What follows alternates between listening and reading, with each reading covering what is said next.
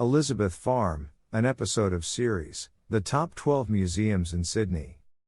Australia's oldest homestead, Elizabeth Farm, is now an interactive museum set in a tranquil 1830s-style garden. In 1793, British Army officer and pioneer of the Australian wool industry John Macarthur received his first grant of land in what is now the western Sydney suburb of Parramatta. He and his wife Elizabeth built a cottage, then expanded it into a homestead, which was eventually restored and opened as a museum in 1984.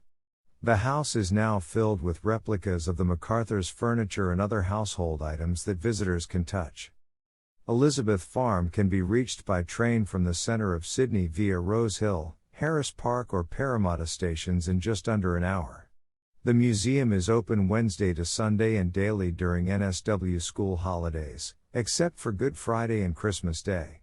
Entry costs $12 for adults, $8 for children over 5, and children under 5 are free.